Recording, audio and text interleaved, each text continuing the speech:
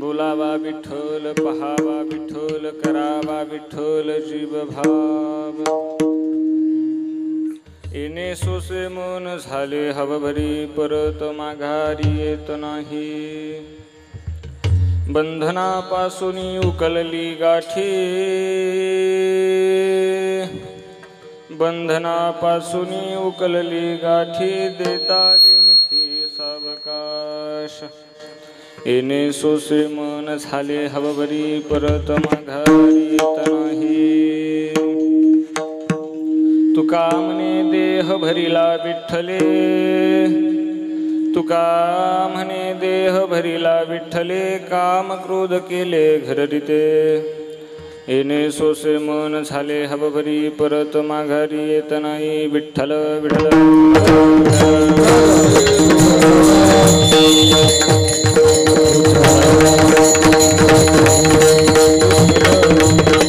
आत्मरूप गणेशू केली स्मरून, सकल विद्यांचे अधिकरण देची वंदू. श्रीचरण श्री गुरूंचे ते नमस्कारून. आता महायोग पीठे तठे भीमरथम, वरम पुंडलीकाय धातु मुनींद्रे. समागत्य तिष्ठन्तमानंद कंदम, परब्रह्मलिंगम भजे पांडुरंग.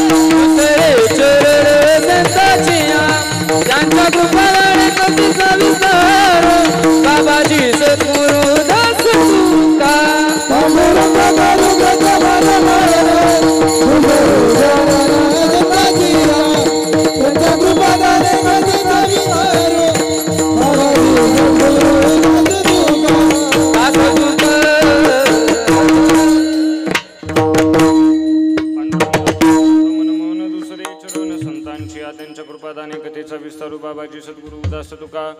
ओम नमो ज्ञानेश्वरा करुणाकरा दयाळा, तुमचा अनुग्रह लादलो पावन झालो चराचरी. मस्तक ठेकना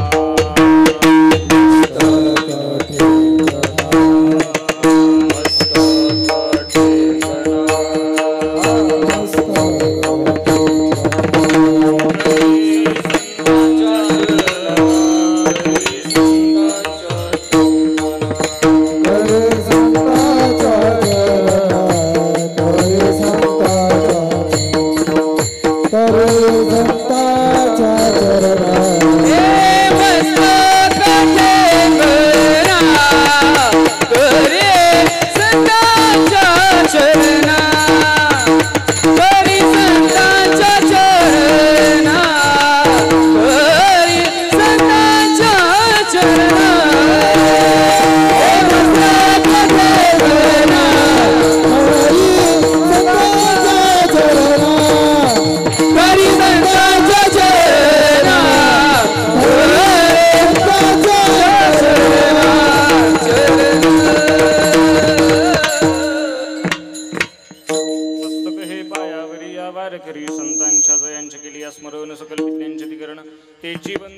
चरण श्री गुरूंचे ते नमस्कारून आता. बोलावा विठ्ठल, बोलावा विठ्ठल, पहावा विठ्ठल, करावा विठ्ठल जीव भाव. येणे सोसे मन झाले हवभरी, परत माघारी येत नाही. प्रस्तुत प्राप्त प्रसंगी प्राप्तस्थळी कीर्तन रूपी सेवेकरता निवडलेला, घेतलेला, उच्चारलेला अभंग या विश्वातील एक अधिकार संपन्न संत. मुळात संत म्हटलं की विशेषत्वानं अधिकार संपन्न शब्दच जोडावा लागणार नाही, कारण प्रत्येक संताचा वेगळा वेगळा अधिकार आहे, प्रत्येक संताचं वेगळं वेगळं अधिष्ठान आहे, प्रत्येक संताचं वेगळं वेगळं कार्य कर्तृत्व आहे. वारकरी संप्रदायामध्ये बारकाईनं जर विचार करायला गेलं तर ज्ञान म्हटलं की ज्ञानोबा आठवतात, भक्ती म्हटलं की नामदेवराय आठवतात, शांती म्हटलं की पैठणचे नाथ बाबा आठवतात, वैराग्य म्हटलं की जगद्गुरु तुकोबराय आठवतात. या अधिकार पंक्तीतले संत वैराग्य मूर्ती जगद्गुरु तुकोबराय, या तुकोबरायांचा अखिल विश्वाला चंद्रभागा मातेप्रमाणे पावन करणाऱ्या अभंग संहितेतील अभंग गाथेतील 4 चरणाचा अभंग प्रस्तुत. सेवेकरता विठ्ठल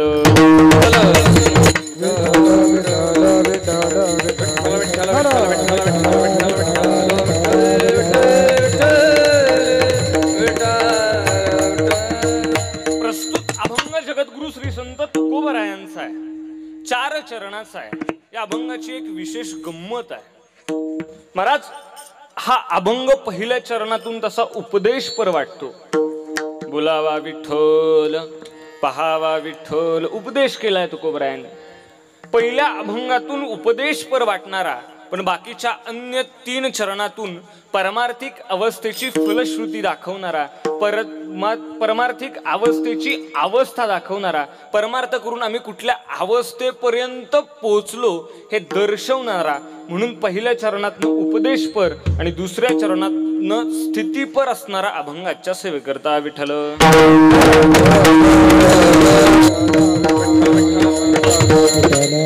अभंगाचं विवेचन करण्यापूर्वी, अभंगावर बोलण्यापूर्वी अल्पसा परिहार द्यायचा तो असा.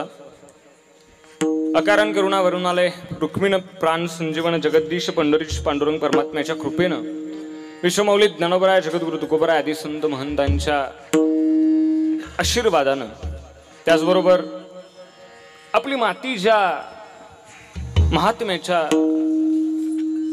स्पर्शानं पुनीत आणि पावन झाली आहे ते परमपूज्य दिनकर बाबा, आदरणीय बाबांच्या पुण्याईनं त्यांच्या पुण्यतिथीच्या प्रित्यर्थ पवित्र पावन पुण्यनगरी श्री क्षेत्र एकंबे या सुंदर अशा गावी दरवर्षीप्रमाणे यावर्षी चालत आलेला हा ग्रंथराज ज्ञानेश्वरी पारायण सोहळा, अखंड हरिनाम सप्ताह वर्ष 55व, या 55व्या वर्षातल्या 4थ्या दिवसाची कीर्तन रूपी सेवा माझ्यासारख्या पामराच्या वाट्याला आली. अतिशय जुना परमार्थ आहे, अतिशय जुना परमार्थ रुजलेलं गाव आहे.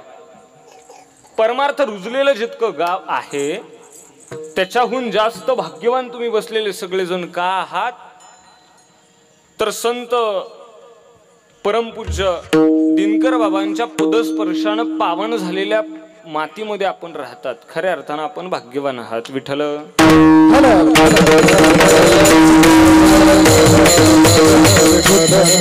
खर तर ज्यांच्या माध्यमातून, ज्यांच्या आज्ञेत इथे येण्याचा योग आला ते आपल्या गावचे सुपुत्र युवा कीर्तनकार. मला खूप गाणं आवडतं आदरणीय महाराजांचं. छोटीशी भेट आणि आमचे माझ्यावरती खूप प्रेम करणारे आदरणीय रमेश भाऊ शिंदे यांच्या संपर्कातनं आणि आपल्या गावचं वैभव कमलाकर महाराजांच्या आज्ञेतनं, त्याचबरोबर आदरणीय प्रकाश महाराजांच्या संपर्कातनं इथं येण्याचा योग. अतिशय छान प्रसन्न वातावरण आहे. या सगळ्यांच्या माध्यमातनं, या कमिटीच्या माध्यमातनं इथं येण्याचा योग आला. त्यामुळे तुम्हाला संत माय बापाच्या दर्शनाचा योग आला. अतिशय पवित्र वातावरण आहे. आणि या निमित्तानं गायनाचार्य हरिभक्तीपरायण संकेत महाराजांच्या दर्शनाचा योग आला. गायनाचार्य हरिभक्तीपरायण विजय महाराजांच्या दर्शनाचा योग आला. आदरणीय गायनाचार्य सुरेश महाराज, ऋषिकेश महाराज त्यांच्या दर्शनाचा योगाला आदरणीय गायनाचार्य, आणखीन बरेच मंडळी आहेत. मृदंग सम्राट, मृदंग रत्न हरिभक्तीपरायण रोहितजी महाराज टिपरे त्यांच्या दर्शनाचा योगाला, शुभमजी महाराज त्यांच्या दर्शनाचा योगाला, हे बालगोपाळ जरंडेश्वर हरिपाठ मंडळातले आदरणीय अण्णा आणि त्यांची सगळी लेकरं सगळ्यांच्या दर्शनाचा योगाला, माझ्यासोबत आलेले प्रेमाच्या मोटरनं पाण्यासारखा पैसा वाढणारे आदरणीय ओमकार महाराज महाराजांच्या दर्शनाचा योगाला, सगळ्यांच्या दर्शनाचा योगाला बसलेले सगळे ऐकणारे म्हणतील हे सुरुवातीलाच हे ना असं चालू केलं, ही सांगायला बोलावलंय वेळ ह्याला इथं. काळजी करू नका, अतिशय गोड वातावरण आहे.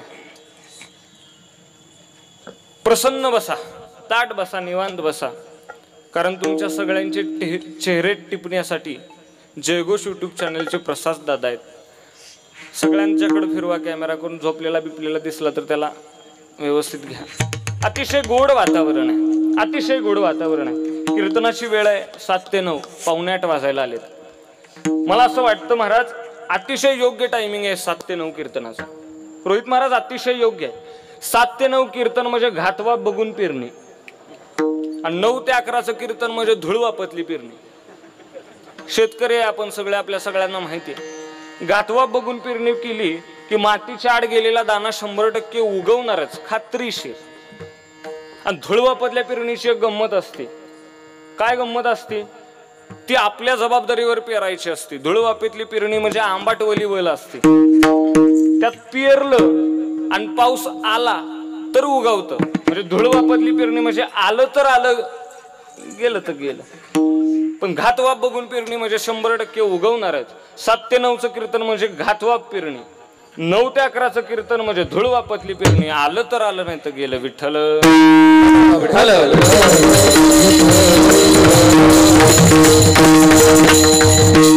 घातवाप बघून पेरणी करताना फार आनंद होतोय. अतिशय प्रसन्न सगळेजण बसलेले आहात. खूप छान वातावरण आहे. इथं आल्यानंतर जाणवलं बाबांच्या पदस्पर्शानं झालेली, पावन झालेली माती. काही जागेतच ताकद असते, काही क्षेत्रात ताकद असते. ती ताकद, ती प्रसन्नता जाणवायला लागते या परिसरात आल्यानंतर. अतिशय गोड वातावरण आहे. साऊंडची उत्तम व्यवस्था आहे.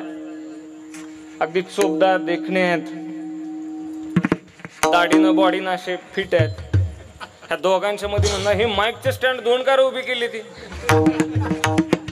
कमलाकर महाराज, मी पण चांगली अशी महाराजासारखी बॉडी जाडच्या जाड बनवायचा चांगला प्रयत्न केला होता. रोहित महाराज मागच्या 6 महिन्यात दुधात भिजवून खजूर खात होतो, बदाम खात होतो. 6 महिने दुधात भिजवून बदाम खाल्लं, काजू खाल्लं, खजूर खाल्ली. 6 महिन्यात माझं 230 किलो वजन वाढलं. 230 ग्रॅम वजन वाढलं. वजनच वाढलं. असं वजन पडलं पाहिजे. सगळे वजनदार मंडळी आहेत. आणि कीर्तनाची वेळ आपल्याला मर्यादित आहे. कीर्तनाची वेळ 7 ते 9 आहे. तुमच्या सगळ्यांच्या प्रेमानं 10 वाजवीन मी तो विषय वेगळा नाही. तुम्ही काळजी करू नका. मी रीडिंग किती बी जाळू द्या, बिलासाठी कधी भांडत नाही. आपल्याला नियोजित वेळेमध्ये अतिशय गोड सेवा करायची.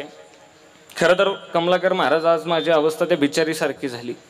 एका आंब्यातल्या एखाद्या बिचारीनं असं मोठं पटांगण बघून 10 पोत्याची ज्वारी वाळत घालावी उन्हात उन्हाळ्याच्या दिवसात. बिचारीनं 10 पोत्याची ज्वारी वाळत घालावी उन्हात, आणि बिचारी एकटीच असावी घरात. अशी 10च्या 10 पोती वाळत घालून घरात गेली. तेवढ्यात तिच्या लक्षात आलं गरजायला लागले. म्हणली पावसानं वातावरण केलंय, वळवाचा पाऊस उठलाय. बाहेर आली, अंगणात बघितलं तर खरंच काळं कुठं आबाळ आलं होतं.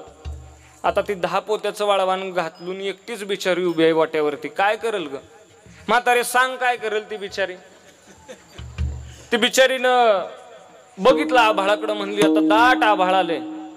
तिनं घाम्याला घेतलं, टब घेतला, पोतं घेतलं, जेवढं जमल तेवढं भरायला सुरुवात केली. आणि ती वेळ आलीच. पावसानं वारं घातलं, टिपकाय सुरुवात झाली. मग काय करेल ती?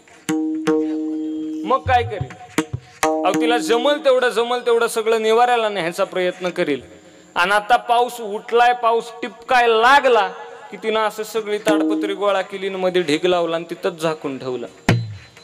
आता माझी अवस्था त्या बिचारी सारखी झाली.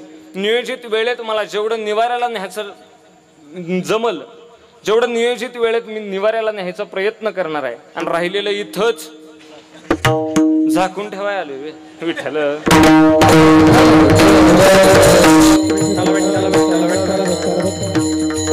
अतिशय गोड वातावरण आहे आणि तुम्हा सगळ्यांच्या चरणी नतमस्तक होतो सेवेला सुरुवात करतो विठ्ठल. या विश्वाचा विचार करायला गेलं, या समाजाचा जर विचार करायला गेलं, या समाजाच्या उद्धाराचं एकमेव व्यासपीठ शिल्लक आहे, त्याचं नाव आहे वारकरी संप्रदाय विठ्ठल.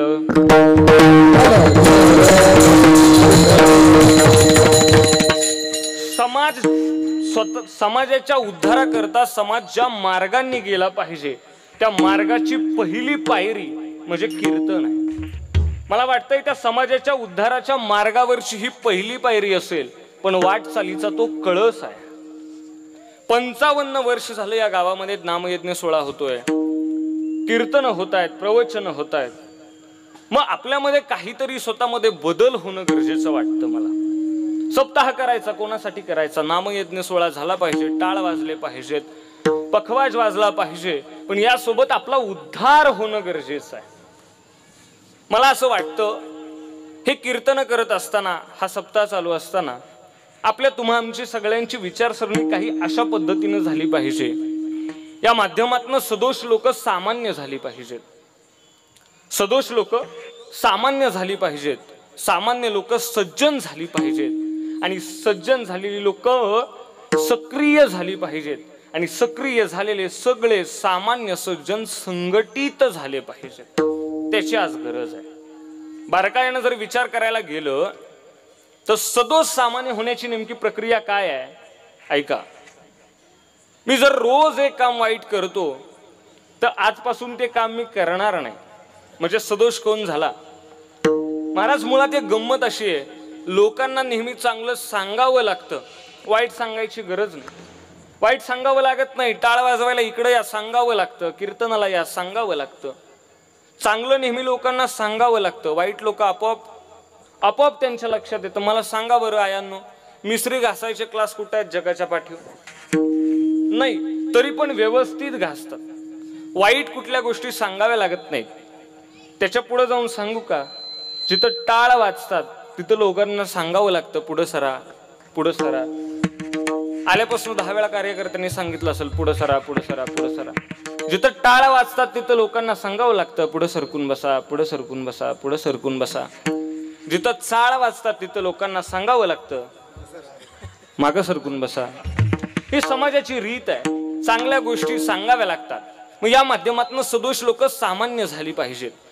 सामान्य सज्जन होण्याची नेमकी प्रक्रिया काय आहे? 2 तास कीर्तन चालू असताना एखादं वाक्य आपल्याला असं असतं ते मनोमन पटतं, आपल्याला वाटतं आता खरंच चांगलं वागलं पाहिजे असं वाटायला लागणं म्हणजे सामान्य सज्जन झाला. नुसतं वाटून चालणार नाही, त्या पद्धतीनं खरंच कृती करायला सुरुवात करणं म्हणजे सज्जन सक्रिय झाला.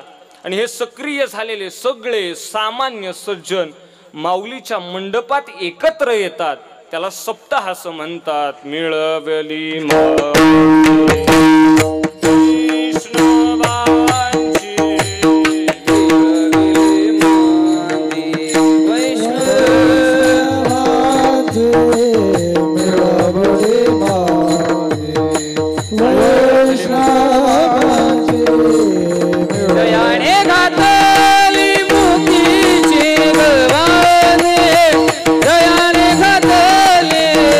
मुक्तीची गवाने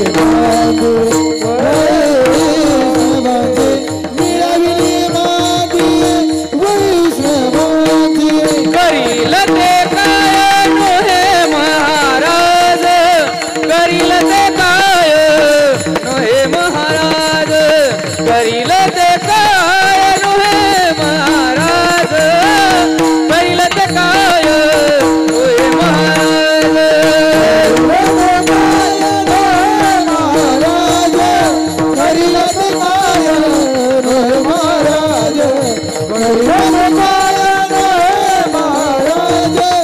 करील ते काय नोहे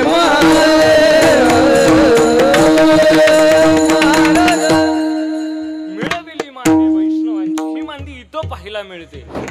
मायबाप सांगू तुम्हाला, जगाच्या पाठीवरती आनंद आणि समाधान जर कुठं पाहायला मिळतो तर मुक्त छंद इथं मिळतो. इथं मिळतो आनंद, इथं मिळतो समाधान. लोकांकडे पैसा भरपूर आला हो, लोक अब्जाधीश झाली, कोट्याधीश झाली, पण समाधान बघायला नाही, आनंद बघायला नाही, सुख बघायला नाही. पूर्वीचा एक काळ असा होता, जर एखाद्या आई वडिलांनी पोराला जर एखादा संदेश लांब राहणाऱ्या पाठवायचा झाला, मग आईनं वडिलांना असू द्या किंवा एखाद्या नांदा आलेल्या लेकीनं जर आई बापाला जर काही संपर्क करायचा म्हटला, काही निरोप पाठवायचा म्हटला, तर पहिले म्हणे त्या कबुतराच्या पायाला चिठ्ठ्या बांधल्या जायच्या. मग ते कबूतर संदेशवहनाचं काम करायचे. काय रोग पडला का काय काय माहिती त्या कबुतरावर, सगळी कबुतरं मरून गेली. आणि नंतर मग ती टपाल आली. मग ते पत्र लिहायचं, 2-4 दिवसानंतर पत्र पोहोचणार. एखादी वाडी वस्ती गावापासून अगदीच लांब असल तर ते लग्नाचं निमंत्रण बारशाला पोचायचं. इतका तो काळ.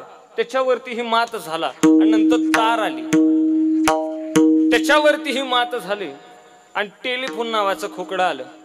मग संपर्क जरा व्यवस्थित व्हायला लागला आणि नंतर 19व्या शतकाच्या संधी प्रकाशात ते 4 बोटात वर नाचणारं एक खोकडं जन्माला आलं. काय म्हणायचं त्याला? भ्रमणध्वनी, शुद्ध मराठीत मोबाईल. त्याच्यावरतीही काळ पुढे गेला आणि आता ते स्क्रीन टच चालय. जगाच्या पाठीवरती कुठल्याही पाठीवरचा माणूस कुठल्याही टोकावरती संपर्क साधू शकतो, एकमेकांना बघू शकतो, बोलू शकतो. माणसाने इतकी क्रांती केली. महाराज, मला वाटतं येणाऱ्या काळात असं काहीतरी मोबाईल बिबाईल राहायचेच नाहीत. मोबाईल बिबाईल वापरायची गरज नाही. एखादी छोटीशी चिप आपल्या सगळ्यांच्या डोक्यामध्ये फिट राहणार, त्याची एक वायर कानाजवळ आलेली असणार, ती बटणं बिटणं सगळी बोटात फिट राहणार. ते चार्जिंग करायची गरज नाही, त्याच्यावरती रिचार्ज मारायचं नाही. ते आपण चालू त्या वेळेला त्याचं चार्जिंग होणार, त्याच्यावरती रिचार्ज येणार. बंद तर त्याहून पडणार नाही अटॅक येईपर्यंत. मला सांगा मायबाप, काळावरती इतकी मात केली आपण, इतकी प्रगती केली, पण माणसाला सुख मिळालंय का? बोला. बोलत नाही का तुम्ही? नाराज आहे का माझ्या? माणसाला सुख मिळालंय का? नाही. माणसाला सुख नाही मिळालं, माणसाला समाधान नाही मिळालं. इथल्या एकांब्यातल्या कुणाला मिळालंय का सुख? आणि मिळालं असतं तर इकडं आला असतं व्हय? माणसाला सुख नाही. माणसाच्या आयुष्याचा जर विचार करायला गेलं तर सुख पाहता जवा पाडे दुःख, दुःख पर्वत आहे एवढा आहे. तुमच्या माझ्या सगळ्यांच्या आयुष्यात दुःख आहे, सगळ्यात जास्त दुःख आहे. सुख बघायला आहे, सुख दिसायला आहे. तुमच्या माझ्या आयुष्यात दुःख आहे म्हणून नाराज होऊन जाऊ नका. या जगाच्या पाठीवरती देवाला दुःख भोगावं लागलंय. इतकंच नाही, या जगाच्या पाठीवरती इथं संतांना सुद्धा दुःख भोगावं लागलंय. त्या माझ्या देवाचा जन्म राजवाड्यात झाला होता, सबंध आयुष्य वनवासात काढावं लागलं. देवाला सुद्धा दुःख भोगावं लागलंय. तुमच्या माझ्या आयुष्यात दुःख आहे म्हणून नाराज होऊन जाऊ नका. माझ्या संतांच्या आयुष्यातलं दुःख बघा, किती दुःख भोगावं लागले माझ्या संतांना. काय चूक होती माझ्या तुकोबरायांची व बोराट्याच्या काठीनं दुपारी 12 वाजता मारलं.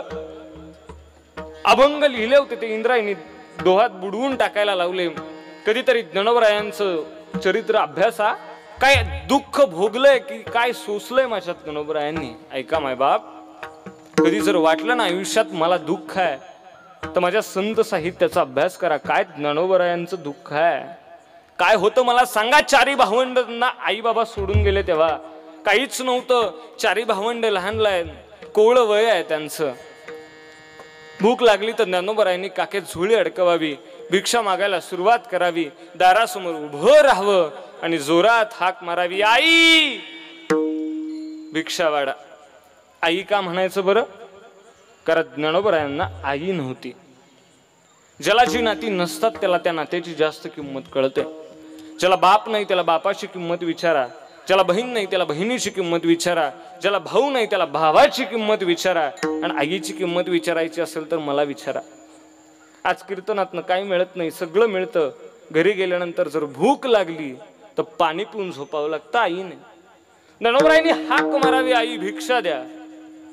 प्रत्येक आई त्यावेळेला भिक्षा वाढत नव्हती. एखादी माय माऊली बाहेर यायची, ज्ञानोबरायांकडे बघायची, मागं जायची, गोठ्यात जायची, ओंजळभर शेण आणायची, ज्ञानोबरायांच्या झोळीत टाकायची. काय दुःख आहे सांगा ना. ज्ञानोबरायांनी झोळीत टाकलेलं शेण बघावं, एकदा आईच्या चेहऱ्याकडे बघावं आणि म्हणावं, आई म्हणलं होतं तुम्हाला, आई म्हणलं होतं तुम्हाला. नव्हती भिक्षा द्यायची तर नसती दिली तरी चालली असती, शेण कशाला टाकायचं. एक सांगू तुम्हाला, आयुष्यात जर कोणाचं चांगलं करता आलं नाही तर कधीच करू नका, वाईट मात्र कोणाचंच करू नका. विठ्ठल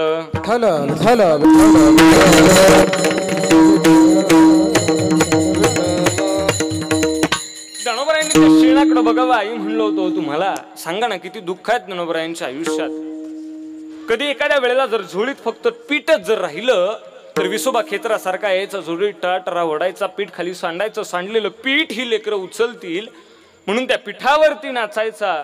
ज्या वेळेला ते विसोबा खेचर त्या पिठावरती नाचायचं त्यावेळेला माझ्या ज्ञानोबराय म्हणायचे, विसोबा काका तुम्ही या पिठावरती नाही नाचत, तुम्ही आम्हा चारी भावंडांच्या पोटावरती नाचताय. सांगा ना किती दुःख आहे. माझ्या तुकोबरायांनी किती दुःख भोगलं, माझ्या ज्ञानोबरायांनी किती दुःख भोगलं. कधी आयुष्यात दुःख मलाच आहे जर असं वाटत असेल तर त्या ज्ञानोबरायांचं चरित्र अभ्यासा. किती दुःख भोगलंय माझ्या ज्ञानोबरायांनी. या जगात सगळ्यांना दुःख भोगावं लागतं, पण आपल्या आयुष्यात आपल्याला दुःख नको आहे, दुःख नको आहे. अलीकडचे काहीचे दिवस आठवा, भयंकर पावसानं ज्या वेळेला थैमान मांडलं होतं, चिमणी पाखरासारखा संसार करणारे आपण सगळेजण एक एक एक एक एक एक काडी जमवतो मायबाप संसारातली, आणि ती जमवलेली काडी वाहून गेली होती. काय दुःख वाटलं असेल. त्याहून जास्त दुःख त्यावेळेला वाटलं, एक बिचारी बारकी लेक रडत होती. तिला रडण्याचं कारण विचारलं, तिनं सांगितलं अलीकडच्या बांधावरती बाबा झाडाला लटकलेत. सांगा ना त्या लेकीच्या आयुष्यात किती दुःख आहे. सगळ्यांना दुःख भोगावंच लागतं, पण आपल्याला त्या दुःखावरती काहीतरी उपाय करायचा आहे. आपल्याला सुख पाहिजे, सुख पाहिजे. सुखासाठी तर आपली तळमळ चालली आहे, सुखासाठी आपण रात्रंदिवस धडपडतोय. ते सुख पाहिजे म्हणून एक साधक ज्ञानोबरायांजवळ गेला. ज्ञानोबराय मला सुख पाहिजे. ज्ञानोबराय सुख पाहिजे? हो म्हणले सुख पाहिजे. अरे म्हणले नाही सुख मिळत बाबा, मी दुःख भोगतोय, तुला कुठनं सुख मिळणार. नाही म्हणलं तरीही पाहिजे, सुख देऊ शकत नाही तुम्ही संत कसले. मग माणसांचं असं राहतंय बरं का. संत म्हटलं, एखादा ओळखीचा कीर्तनकार म्हटलं, अमुक अमुक बुवा एवढे एवढे म्हणतात, बुवा तेवढं बघा की. फोन केल्यानंतर आपल्याकडनं काही कमी नाही झाले, मग काय ओळखीचा फायदा. तसं तो म्हटला. तो साधक म्हटला ज्ञानोबराय आम्हाला सुख मिळालं पाहिजे. ज्ञानोबरायांनी विचारलं कुठं राहतो. म्हणला एकांब्यात राहतो. एकांब्यात राहतो. म्हणला ज्ञानोबराय सुख मिळत नाही म्हणजे माझ्याकडे 4-5 JCB आहेत, ऊसाची टोळी लावली, 3 ट्रॅक्टर आहेत. आता म्हणलं ओंकार महाराजांकडनं 15 HP ची मोटर घेतली, पाणी बिनी बक्कळ आहे, 50 एकर ऊस आहे, पण सुखच मिळत नाही, सुख पाहिजे. ज्ञानोबराय म्हणले अरे सुख नाही मिळत. नाही म्हणला पाहिजेच, मी तुमच्याकडे आलोय म्हणजे माघारी जाणार नाही, मला सुख पाहिजेच. ज्ञानोबराय म्हणले सुख पाहिजे का गड्या. ज्ञानोबरायांचे आजार लक्षात आला. ज्ञानोबराय म्हणले सुख पाहिजे का, देतो सुख. एक काम कर, सप्ताह बसलाय वाटतं. हो आज ते एकनाथ बुवाचं कीर्तन आहे. हो कीर्तनाला जा, कीर्तन ऐक, आणि कीर्तन ऐकल्यावर आहे ना जेवण आहे. म्हणले मस्त पैकी जेवण कर. अहो ज्ञानोबराय आम्हाला जेवणाचं नका सांगू, सुखाचं सांगा. ज्ञानोबरायांनी सांगितलं त्या साधकाला, म्हणले कीर्तन झाल्यावर जेवण कर, आणि जेवण झाल्यावर झोपायला घरी नको जाऊ, तिथं मंडपातच थांब. ते जेवण ज्या चुलीवरती बनवलंय त्या चुलीतला विस्तव सगळा असा बाजूला काढ, सगळा विस्तव असा व्यवस्थित हातर म्हणले त्या पटांगणात, आणि त्याच्यावरती शांत झोप विस्तवावर, आणि उद्या सकाळी तुला सुख मिळेल. याड लागले का म्हणला, गांडावता का काय. असं कसं मिळेल, असं कसं सुख मिळेल. विस्तवावरती झोपून शांत झोप कशी लागेल? विस्तवावरती शांत झोप लागते का ज्ञानोबराय कधी? ज्ञानोबराय म्हणले संसारात सुख मिळतं का कधी? ज्ञानोबरायांची ओवी आहे, मृत्यूलोकी सुखाची कहाणी ऐकी जेल कवनाचे श्रवणी, कैची सुख निद्रा अंतरुणी इंगळाचा विठ्ठल. संसार दुःख मूळ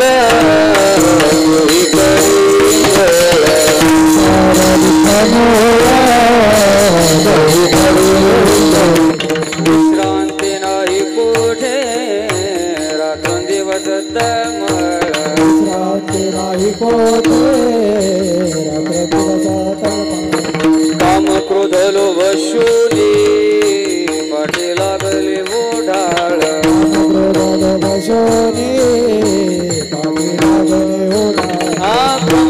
मी शरण जाऊ दृष्टी दे रे निर्मळ शरण जाऊ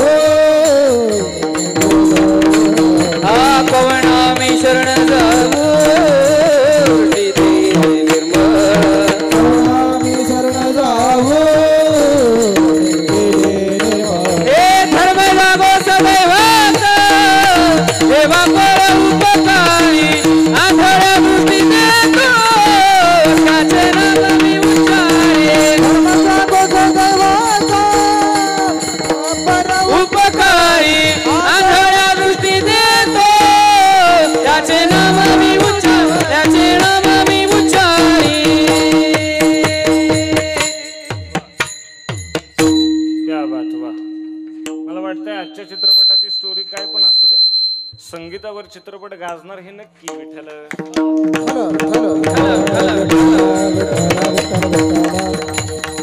तुमच्या आमच्या आयुष्यात दुःख आहे याचं कारण आहे मुळात आपण ज्या संसारात राहतो तो संसार दुःखाचा आहे. संसार दुःख मूळ, त्या दुःखाचं मूळ म्हणजे संसार आहे. मला सांगा ना, या संसारात कुणाला सुख मिळालंय? कुणाला मिळालंय सुख? रावणासारखा गेला, ज्याची लंका सोन्याची होती तो गेला. आपली 3 तोळ्याचा हार कुठं ठेवता? कुठं? संसारानं कुणाला सुख दिले सांगा ना? संसार दुःखाचाच आहे. आपण संसारात आहोत म्हणून दुःखी आहोत. संसारात राहिल्यामुळे आपल्याला दुःख आहे. कोणाला सुख मिळाले? संसारातला एक अनुभव सुखाचा सांगा मला. एक अनुभव, एक बी अनुभव नाही सापडणार, एकही नाही. आमच्या शेजारी परवा एक भांडण चाललं. भांडणाचा आवाज आला दुपारच्या वेळेत म्हणून घरातनं बाहेर गेलो. शेजारी बघितलं, आला गाड्या. म्हणलं नवीन नवीन घरात लग्न झालंय, आता कसं काय भांडण? बघितलं आज जाऊन तर सासूचं सुनाचं भांडण चाललं होतं. सासू मोकळ्या सोप्यावर बसली होती लग्नात दिलेल्या, आणि त्या मोकळ्या सोप्यावरून सासू उठली आणि त्या जाग्यावर सून जाऊन बसली. काय त्या सुनाचं चुकलं? म्हातारे सांग, काय चुकलं त्या सुनाचं? काहीच चुकलं नव्हतं. तेवढ्या कारणावरनं भांडण. म्हणलं काय झालं? काय नाही म्हणली, बघा ना सुनबाई सोप्यावरती बसली या, मला सोप्यावर बसायचं असन तर. सुनबाईला म्हणलं जरा हे तोडगा काढा मिटवा. आता सून आपली गरीबडी होती, बिचारी होती. म्हणजे तशी ती नवीन नवीन गरीबच असते. काही जणांचं नवीन नवीन झालंय, काही जण आता करत्याली, काही जणांचं ठरलं असेल. या तिन्ही फळीतल्या गाड्यांनी ऐकून जायचं ती नवीन नवीन गरीबच असते. तशी ती बिसून आपली गरीबडी होती, बिचारी होती. ती म्हणली सासूबाई जर तुम्हाला या सोप्यावर बसायचं असेल तर मी आपली तिथनं उठन आणि खुर्चीत बसन. आणि सासू म्हणली मग मलाच त्या खुर्चीत बसायचं असलं तर? ती म्हणली मी तिथनं उठन आणि चटई टाकून खाली बसन. आता सासून आता तरी थांबावं का नाही? ती म्हणली आता जर मला या चटईवर बसायचं असलं तर? ती म्हणली मी खाली बसन. आणि म्हणली मला खाली बसायचं असलं तर? ती सून म्हणली मी सासूबाई काय करीन, घराच्या बाहेर एक खड्डा खांदीन आणि त्या खड्ड्यात बसीन. आता तरी थांबावं का नाही? सासू म्हणली मला त्या खड्ड्यात बसायचं असलं तर? सून म्हणली मी वरनं माती ढकल. मला सांगा, संसारातला एक तरी अनुभव सुखाचा आहे का? अजिबात नाही. मग महाराज आम्हाला जे सुख दिसतंय ते नेमकं काय आहे? आम्हाला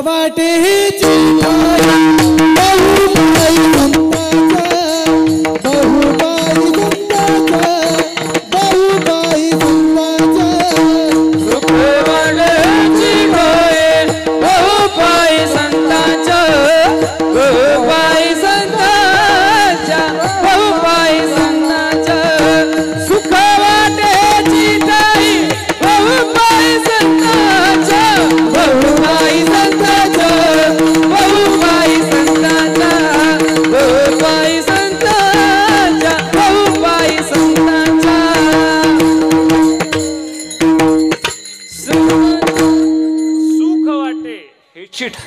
सुख इथंच आहे. संसारात सुख शोधायला गेला तर कुठंच मिळणार नाही. संसारातला एकही अनुभव आपल्याला सुखाचा मिळणार नाही.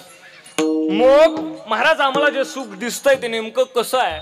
ज्ञानोबा म्हणले ते खरं सुख नाही, ते फक्त दिसायला सुख आहे, असायला नाही. दिसायला आहे का असायला आहे? सांगा मला. संसारातलं प्रेम सुख दिसायला आहे का असायला आहे? दिसायला आहे हो, असायला नाही.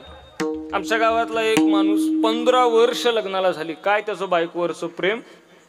रोज बायकोला सकाळी 3 पानाचे विडे आणि संध्याकाळी 3 पानाचे विडे. काय म्हणलं गाड्या, 15 वर्ष झालं तुझं प्रेम टिकवून ठेवलंयस. रोज सकाळी 3 पानाची विडे, संध्याकाळी 3 पानाची विडे. नेमकं काय चाललंय काय तुझं? कसलं प्रेम? तो म्हणला पोरा तुझं अजून झालं नाही, तुला अजून ह्याचा अंदाज नाही. म्हणला हे विडे देण्यामागचं प्रेम बिम काय नाही. पान खाल्ल्याशिवाय ती विड्यात तोंडात गेल्याशिवाय जातीचं तोंड बंद राहत नाही म्हणून आहे. मला सांगा संसारातलं प्रेम दिसायला आहे का असायला आहे? दिसायला आहे. ते दुःखच आहे, ते असताना दुःखच आहे, फक्त दिसतंय सुख. म्हणजे ज्ञानोबराय म्हणले जे लोकीचा चंद्र क्षयरोगी, जे तो उदयो लागी असता लागी, दुःख लेवोनी सुखाचे अंगी, सळीत जगाते. हे दुःखच आहे. वास्तविक पाहता नियतीला 2 पोरं आहेत, एकाचं नाव आहे सुख आणि दुःख आहे. ती दोन्ही पोरं अंगणात खेळायला गेली. आता सुखाबरोबर सगळे खेळायला लागले, रांग लागली सुखाबरोबर खेळायला. सगळ्यांना वाटलं सुख माझ्यासोबत खेळलं पाहिजे, कोण दुःखाबरोबर खेळायला तयार होणार आहे? सगळेजण त्या सुखाबरोबर खेळायला लागले. दुःखाबरोबर कोणच खेळना झाले. दुःखाबरोबर कोणच खेळत नाही. दुःख आपलं नाराज झालं, रडायला लागलं. घरात आई जवळ आलं. आईला म्हणलं आई सगळे त्या सुखाबरोबर खेळतात, माझ्याबरोबर खेळायला कुणीच तयार नाही. ती नियती आई हुशार होती. ती म्हणली रडू नको बाळा, मी काहीतरी करते म्हणली. काहीतरी करते मी, काळजी करू नको, मी काहीतरी करते. सुखाला बोलव घरात. ते सुख आणि दुःख दोन्ही पोरं आई जवळ बसली. म्हणले रडायचं नाही अजिबात, मी आहे. दोघांनी ही कपडे काढा. दोघांनी ही कपडे काढली आणि त्यात आईनं काय केलं, सुखाच्या अंगावरची कपडे दुःखाला दिली, दुःखाच्या अंगावरची कपडे सुखाला दिली. मला सांगा आता दुःखाच्या अंगावरती कपडे कोणाची आहेत? कोणाची आहेत? सुखाची कपडे आहेत. दुःखाच्या अंगावरती सुखाची कपडे आहेत. ते दुःख सुखाची कपडे घालून बाहेर आलं. ते दुःख किती नटलं होतं काय सांगू तुम्हाला. पैठणी काय, हातात बांगड्या काय, केसात गजरा काय, कानात नथ काय, चुकलं का, नाकात नथ काय. इतकं मनमोहक वाटत होतं ते. आपल्या सगळ्याला वाटलं ते सुखच आहे. आपण त्याच्यासोबत खेळायला लागलो. त्याला सुखाला जवळ केलं. वय 60 झाल्यावर कळालं हे खरं सुख नाही, हे सुखाचे कपडे घालून आलेलं दुःख आहे. विठ्ठल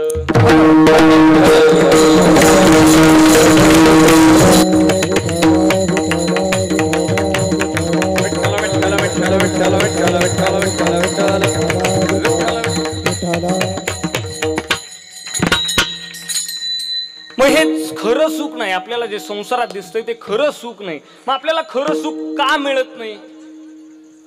या खरं सुख मिळत नाही, आपल्या वाटेला दुःखच येतंय. याचं कारण पण ज्ञानोबरायांनी सांगितलं. ज्ञानोबराय म्हटले तुमचं मन अस्थिर आहे, तुमचं मन चंचल आहे, ते तुम्हाला सुखच मिळू देत नाही. ज्ञानोबरायांची अतिशय गोड ओवी आहे. आयुक्त पण मनाचे हे सारस्व जाण दुःखाचे, या कारणे इंद्रियाचे दमन निघे. ज्ञानोबराय म्हटले आयुक्त पण मनाचे, जे तुमचं मन अस्थिर आहे ते तुम्हाला संसारातलं सुख मुळात मिळू देत नाही. मला सांगा सुख मिळवण्यासाठी मनस्थिती चांगली पाहिजे का परिस्थिती? बोला मला सांगा. मारुती 800 मध्ये बसलेल्या माणसाच्या सुखात आणि फॉर्च्युनर मधनं येणाऱ्या माणसाच्या सुखात काय फरक असेल?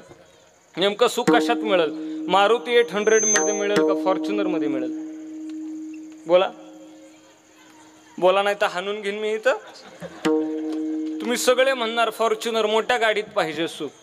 पण सुखाचं बघायचं असेल तर तुम्ही लक्षात घ्या, मारुती 800 मध्ये बसणारा असं बसतंय, गाडी बारकी असू द्या पण असं तालात डौलात बसतंय, हसतंय. आणि फॉर्च्युनर मध्ये येणारा असं करते.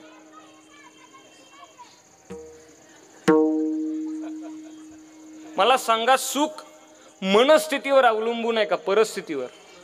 मनस्थितीवर अवलंबून आहे.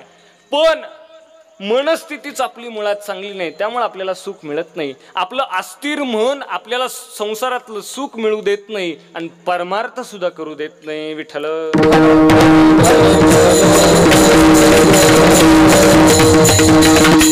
आपलं अस्थिर मन आहे ते आपल्याला परमार्थ करू देत नाही. मुळात देव आपल्याकडून काहीच अपेक्षा करत नाही. देवाला फक्त एकच अपेक्षा आहे. देव म्हणला तुझं मन, तू मन हे मी शिकरी, बाकी काहीच नको, तू मन हे मी शिकरी. आणि नेमकं तेच आपल्याला जमत नाही. बऱ्याचदा आपल्याला फायद्याचं जमत नाही, म्हणजे जे करायला पाहिजे ते आपण कधीच करत नाही आणि करायला नको ते केल्याशिवाय राहत नाही. मला सांगा, आपल्या पोराचं लगीन राहिलंय ह्याचं टेन्शन नाही, पण ते राहुल गांधी कधी करल? अरे तुझ्या पोराचं बघ. आपल्या पोराला जागा येत नाही त्याचं काही नाही, मग ते सलमान खान, अरे तुझं बघ की. माणसं आपली बघत नाहीत, आपलं ठेवायचं झाकून. बोला बोला बोला. आपल्या सगळ्यांची ही मनस्थिती आहे. आपण आपल्या फायद्याचं करत नाही, आपण जे करायला पाहिजे ते करत नाही. मुळात आपण चांगलाच विचार करत नाही, त्यामुळे आपल्याला सुख मिळत नाही. आपलं मन चांगला विचार लवकर करत नाही. आपलं मन चांगला विचार लवकर करत नाही, म्हणून आपल्याला परमार्थ सुद्धा नीट करता येत नाही. चांगला विचार आपल्या लक्षात येत नाही. आणि माझे ज्ञानोबराय म्हटले चांगला विचार त्याहून दुर्लभ आहे, दुर्लभ आहे. ज्ञानोबराय म्हटले तुम्ही परीस बघितलाय का? परीस बोला एकांबेकर, परीस बघितलाय का? काही जण म्हणतील बुवा तुला पॅरिस म्हणायचे का? पॅरिस नाही, परीस बघितलाय का? नाही बघितला. असेल कोणाकडे तर माझ्या गाडीत टाका जाताना, पण मला माहिती आहे कोणाला परीस बघायला नाही मिळाला. माझे ज्ञानोबराय म्हटले तो परीस पण एखाद्या वेळेला बघायला मिळल. बघा चांगले विचार किती दुर्लभ आहेत ऐका. तो परीस पण कधी एखाद्या वेळेला बघायला मिळल. अमृत सुद्धा देवाच्या कृपेनं कधीतरी प्राशन करायला मिळेल, पण चांगली बुद्धी नाही येणार लवकर, चांगली बुद्धी नाही मिळणार.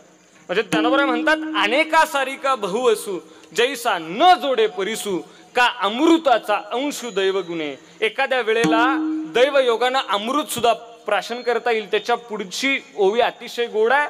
तैसी दुर्लभ सद्बुद्धी चराचरी. सद्विचार सद्बुद्धी दुर्लभ आहे, ते आपल्याला मिळत नाही. आपण ही चांगला विचार आधी करतो का वाईट विचार आधी करतो? आधी वाईट विचार आपल्या डोक्यात येतो.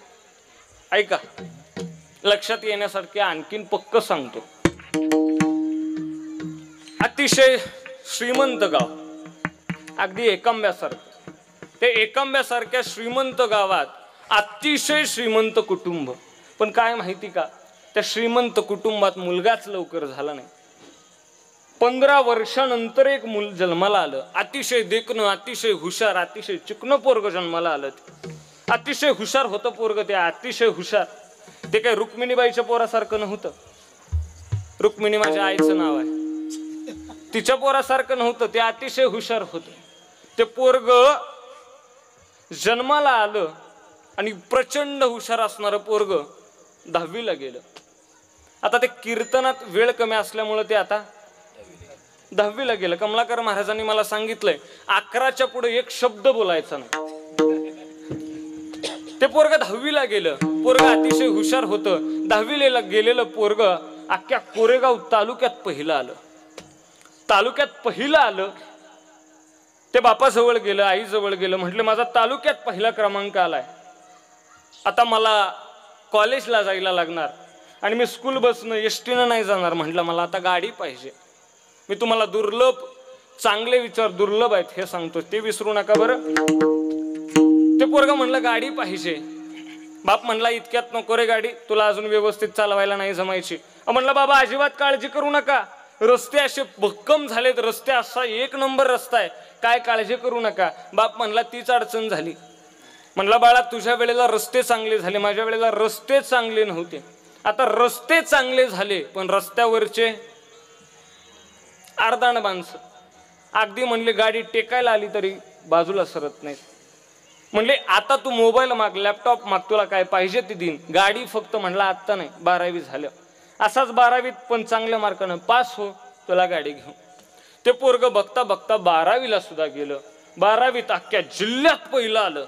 रिझल्ट बघितला, बापाजवळ गेलं. ते पोरग बापाजवळ सगळ्यात आधी गेलं. बापाजवळ गेलं, बापाला सांगितलं जिल्ह्यात पहिला क्रमांक आला. आणि तुम्ही म्हटला होता ना, तुम्ही म्हटला होता 12वीत चांगला क्रमांक आला की गाडी घेणार.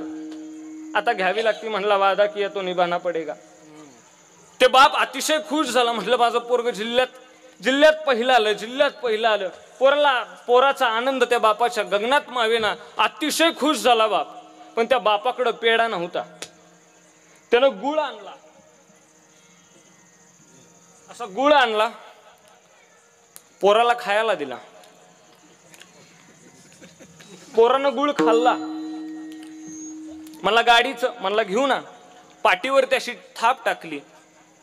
आता माझीच मी टाकून घेतो, कसोबदार तुम्ही टाकाल.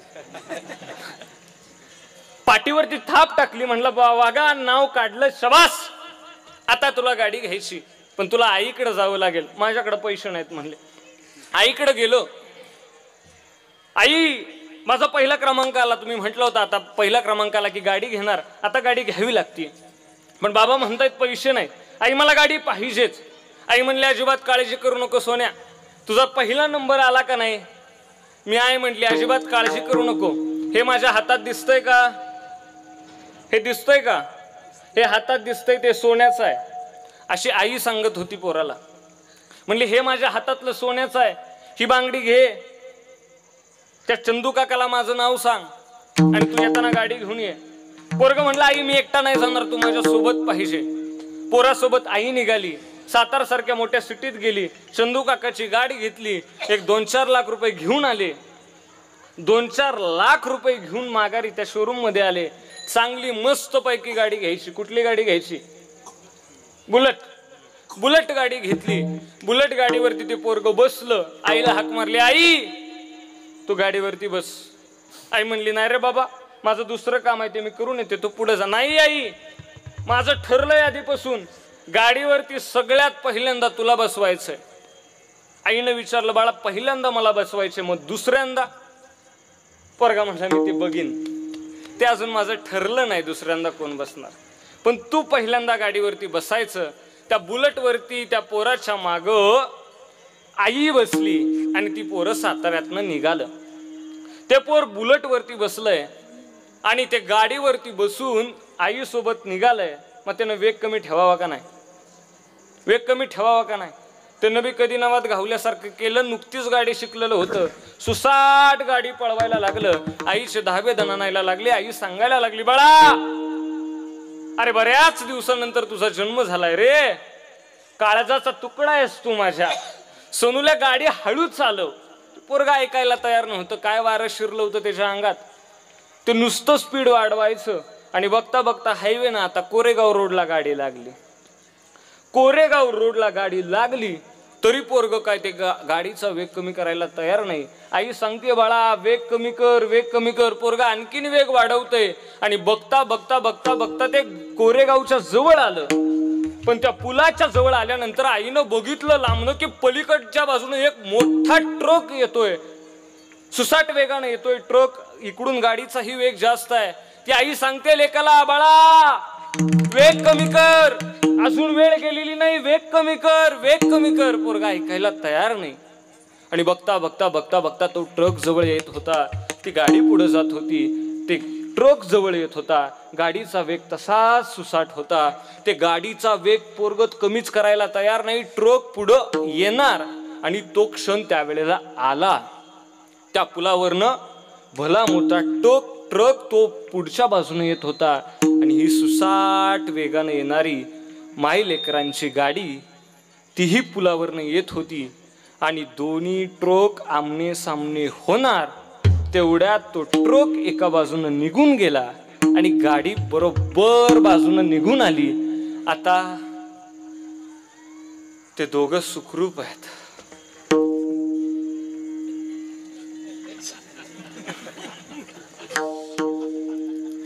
ते सुखरूप आहेत, काय काळजी करू नका. बायांनी तर कमेंट सुद्धा द्यायला सुरुवात केली होती. मला दुर्लभ विचार सांगायचे आहेत तुम्हाला.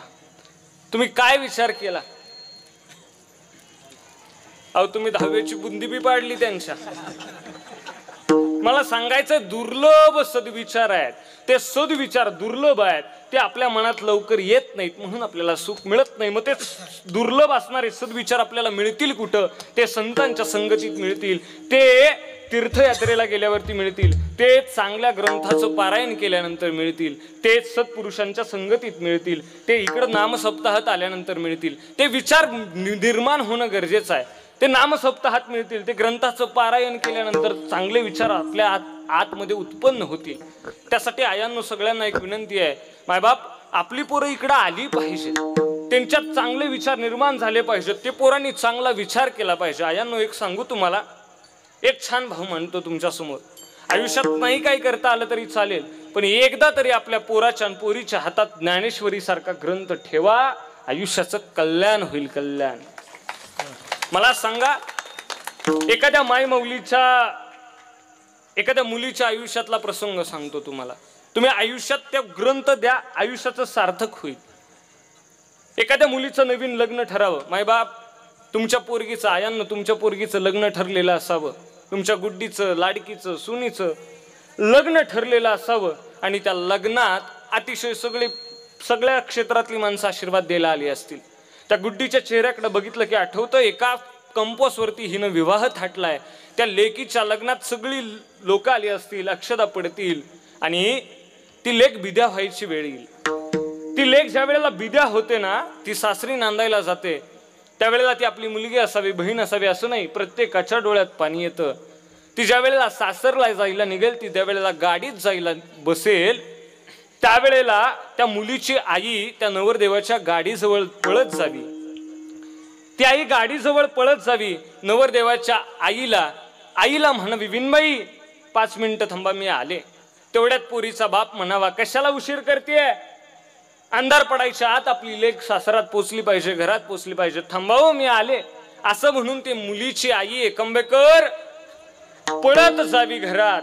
आणि घरात गेलेली आई देवघरात जावी आणि देवघरात ठेवलेला वेल्वेटच्या कापडात गुंडाळलेला ज्ञानेश्वरी नावाचा ग्रंथ घेऊन बाहेर यावी. ती आई पळत त्या गाडीजवळ यावी आणि नवरदेवाच्या आईजवळ म्हणजे विनबाईजवळ त्या दाराच्या त्या गाडीच्या खिडकीतनं म्हणावी, विनबाई ही फकीराची पोरगी आहे, हो ही फकीराची पोरगी आहे. आम्ही काही नाही देऊ शकत आमच्या लेकीला, पण एक लक्षात ठेवा, या वेल्वेटच्या कापडात गुंडाळलेल्या ज्ञानेश्वरी नावाच्या ग्रंथाचं पारायण करणारी सून तुमच्या घरात बिद्या करतीये, घराचं गोकुळ केल्याशिवाय राहणार नाही. इतक्या छान आणि इतक्या ठाम पद्धतीनं सांगता यायला हवं, इतके भक्कम संस्कार करा. हे सत्पुरुषाच्या संगतीत चांगल्या ग्रंथाचं पारायण करून ते विचार उत्पन्न होतात. माझ्या ज्ञानोबरायांच्या आयुष्यात ही संगत झाली, त्यामुळे ज्ञानोबरायांच्या विचारांची पातळी, विचारांची उंची इतक्या वर गेली की माझे ज्ञानोबराय म्हणतात, माझी मज झाली अनावरवाचा छंद या नामाचा घेतला असे. त्या नामाचा छंद माझ्या बुद्धीनं, माझ्या विचारांनी इतका घेतलाय की त्या विचारानं माझं मन हावरं झालंय. रात्रंदिवस ते मन, माझं बुद्धी कायम त्या नामस्मरणाचा विचार करते. माझ्या मनानं तो सोस घेतलाय, त्या सोसानं माझं मन हावरं झालंय. त्यामुळं ते मन आता परत माघारी यायला तयार नाही. तुकोबराय, तुमच्या मनानं जो सोस घेतलाय, ज्या सोसापासून तुमचं मन माघारी यायला तयार नाही, तो सोस नेमका आहे कुठला? अभंगाचं पहिलं.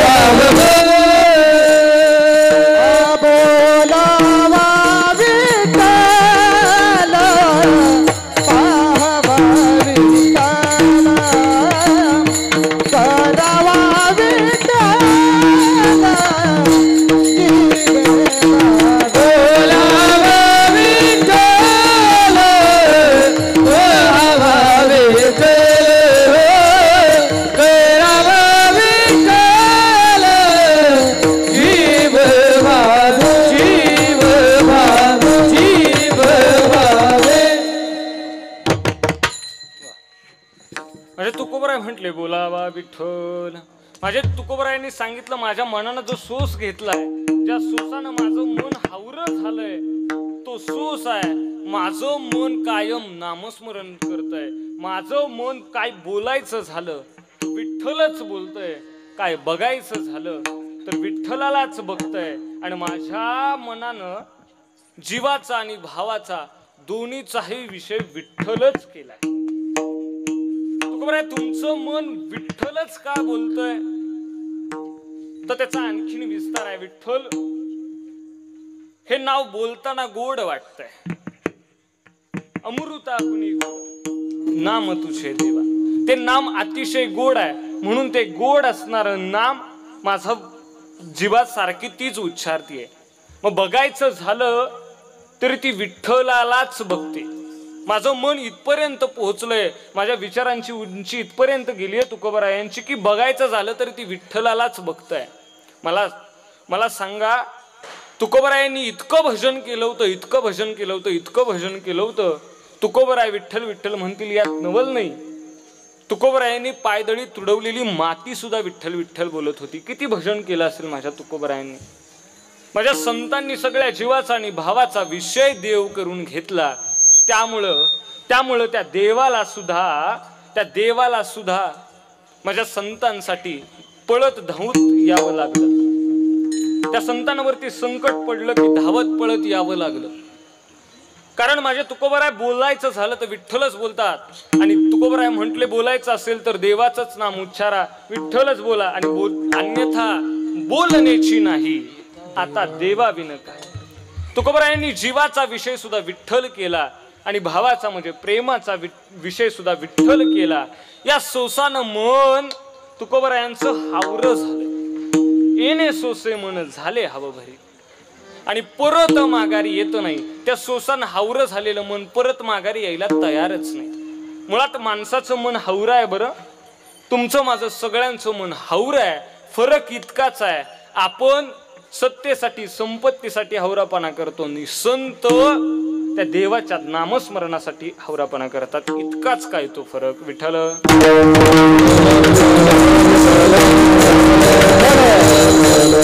ना, तुमचं माझं सगळ्यांचं मन हावर आहे, सगळ्यांचं मन हावर आहे. एक पोरग रस्त्याच्या कडेला रडत होतं. त्या रडणाऱ्या पोराकडे बघून मी जवळ गेलो. म्हणलं बाबा काय झालं?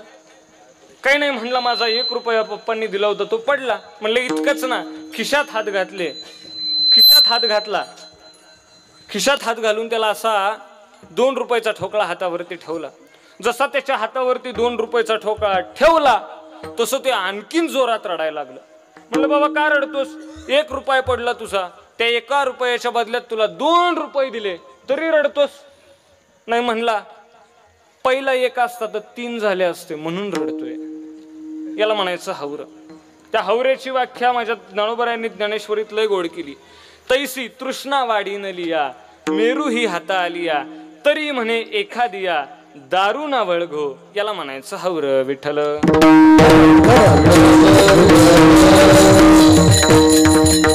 मेरू सारखा प्युअर सोन्याचा जरी पर्वत माणसाला मिळाला तरी म्हणला आणखीन एखादा मिळाला पाहिजे. इतकं मन हावर आहे. आणखीन सोपं सांगू का? जुना दृष्टांत आहे महाराज. अतिशय पूर्वीचा काळ, एक गरीब भिकारी भीक मागायला निघालं होतं. एका सावकारानं त्या भिकाऱ्याला बघितलं. त्या सावकारानं भिकाऱ्याला बघितलं आणि म्हणलं बिचारा कपडे फाटल्यात, काहीच नाही, त्याच्याकडे भीक मागतय. त्या सावकाराला दया आली आणि त्या सावकारानं एक सोन्याचं नाणं 1 तोळ्याचं त्याच्या हातावरती ठेवलं. त्या सावकारानं त्या भिकाऱ्याच्या हातावरती 1 तोळ्याचं नाणं ठेवलं. हे ऐकल्यापासून मी ते सावकार हुडाकतोय. ते भिकारी ते 1 तोळ्याचं नाणं घेऊन निघून गेलं. आता ते भिकारीच फुटपाथला राहायचं, इकडे तिकडे राहायचं, म्हणला पडून जाईल म्हणून त्या भागात एक पडका वाडा होता. त्या पडक्या वाड्यात त्यानं ते 1 रुपयाचं नाणं पुरून ठेवलं. 1 वर्षानंतर बरोबर त्या भिकाऱ्याचं लगीन झालं. आता तुम्ही म्हणाल भिकारी असून लगीन कसं काय झालं? तो प्रश्न मला पण पडलाय. तो भिकारी होता तरी त्याचं लगीन झालं, हा प्रश्न मलाही पडलाय. तो भिकारी असून लगीन कसं झालं? पण आता आपण काय करू शकत नाही. तो भिकारी होता तरी त्याचं लगीन झालं आणि लग्न झाल्यानंतर एक दिवस नवरा बायको असे बोलायला लागले. तो बायकोला म्हणतोय, होय ग, तुला वाटत असन मी भिकारी आहे, तुला वाटत असन भिकारी आहे. म्हणला, पण भिकारी नाही मी, माझ्याकडे सुद्धा 1 तोळा आहे. आणि तुला माहिती आहे ना 1 तोळ्याचा दर किती आहे? किती आहे 1 तोळ्याचा दर? किती आहे? असं त्या भिकाऱ्यानं आपल्या बायकोला विचारलं. ती म्हणली, काय सांगता, 1 तोळा आहे तुमच्याकडं? म्हणली, हो. कुठं आहे?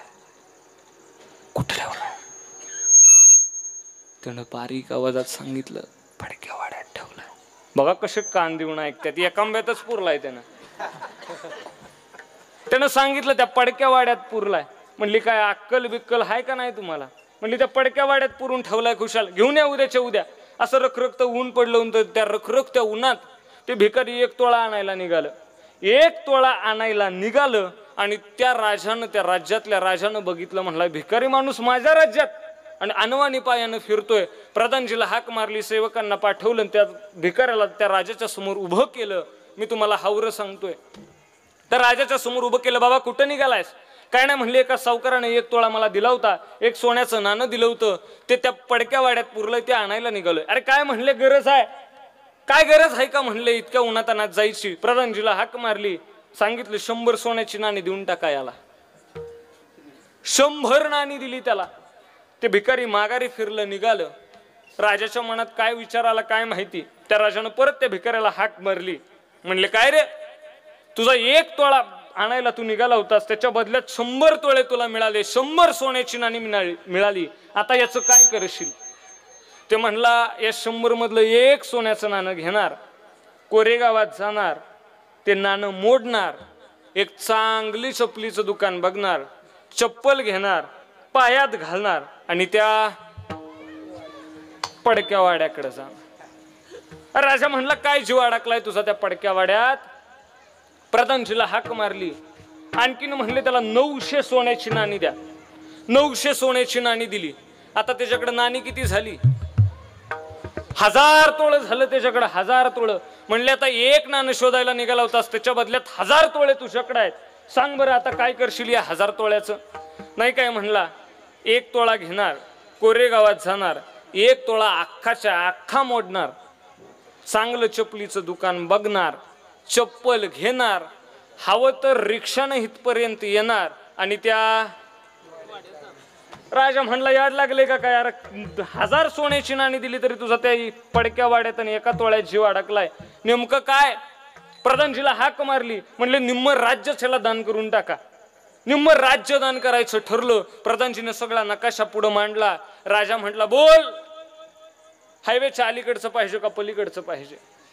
त्यानं नकाशा बघितला, प्रधानजीला हाक मारली आणि म्हणला, या नकाशात तो पडकावाडा कुठे येईल?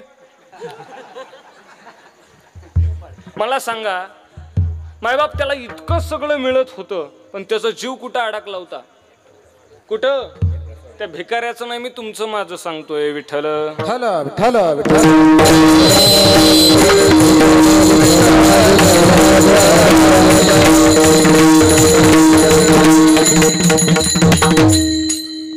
आपली ही अवस्था तीच आहे. आपण छोट्या छोट्या गोष्टी मिळवण्यासाठी सबंध आयुष्य आपण वाया घालवतोय. आपल्या पोरांवरती योग्य संस्कार करत नाही. फक्त मिळवायचंय मिळवायचंय मिळवायचंय ह्याच्या पायी आपलं सबंध आयुष्य चाललंय. सबंध आयुष्य चाललंय. तो हवरापणा आपलाच आहे. संपत्ती पाहिजे, संपत्ती पाहिजे, संपत्ती पाहिजे. आयुष्यात येऊन केलं काय? 90 वर्षाचे म्हातारे झालेत, पसायदान पाठ नाही. काय केलं आयुष्यात येऊन? फक्त येऊन पैसा कमवला, बंगला बांधला, एक दिवस पोरांनी घरातनं बाहेर काढलं. काय आयुष्यात कमवलं काय मला सांगा ना. त्यामुळे आपली पोरं इकडे आली पाहिजेत. आपल्या पोरांच्या हातात गीता गाथा ज्ञानेश्वरी पडली पाहिजे. संस्कार योग्य केले पाहिजेत. काय आयुष्यात कमवायचंय मला सांगा बरं. घुशीनं रातभर उकारलं, खाल्लं काय? बोला की. घुशीनं रातभर उकारलं, खाल्लं काय? त्या घुशीची एक गंमत आहे. ती घुस रातभर उकारते. तिला विचारा बरं, कधी ही उकरायचं बंद करणार आहे? कारण नसताना उकारते. तिला विचारा बरं, का बरं उकारती? कधी बंद करणार आहेस? कधी बंद कधी करणार आहेस? हा, कधी बंद करणार आहेस? ती घुस म्हणती थोडासा ढीग माझ्या डोक्या एवढा झाला का नाही की बंद करणार. विचारा बरं तिला कसा मुजती डोक्या एवढा ढीग. ती म्हणती मी खांदून खांदून कटाळा आला की त्या ढिगा उभी राहती आणि मग मुजती. किती राहते मला सांगा तिच्या डोक्या एवढा ढीग येईल. ती घुस अख्खा रात उकारती. खाती काय? खाती काय? काहीच नाही. घुस दोनच गोष्टी करती. रातभर उकारती, ढीग लावती, ढीगच लावती, साठवून ठेवती. एवढ्या दोनच गोष्टी करते. काय करते घुस? काहीच नाही करत. जन्माला येते, हा जन्माला येते, शाळेत जाते, लगीन होतं, बायको होती, बायको झाली, थोड्या दिवसानं आय होती, आय झाली, पोरासनी शिकवती, पोरं मोठी होती, ती नोकरीला लावती, नोकरी लागली, पोरं सुना येते त्या, मग सासू होती, सासू झाली, पैसा बक्कळाला. एक दिवस सून घरातनं बाहेर निघाली. दिंडी कवा आहे व? काय केलं घुशीनं जन्माला येऊन मला सांगा. नाही तरी केला जन्म नाही तरी गेला जन्म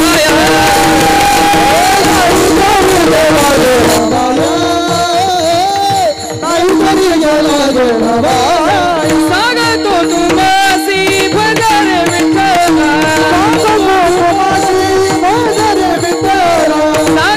तुम्हासी भजन विठ्ठला नाही तरी गेला जन्म वाया नाही तरी गेला जन्म वाया गेला जन्म वाया नाही तरी गेला जन्म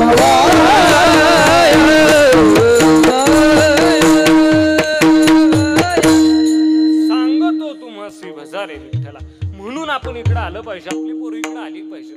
मग तुकोबर आहे माझ्या मनानं जो सोस घेतलाय, तुकोबर आहे म्हणतात की त्या सोसानं मन इतकं माझं हावरं झालंय, ते हावरं असणारं मन त्या विठ्ठल नामापासून बाजूलाच यायला तयार नाही, परत माघारी यायला तयारच नाही. मग तुकोबर आहे या सोसानं तुमचं मन माघारी येत नाही, विठ्ठल नामाचा गजरच करतोय, विठ्ठल नामाचं नामस्मरण करतोय. मग याच्यामुळं नेमकं झालं काय? तुकोबर आहे म्हणले झालं काय?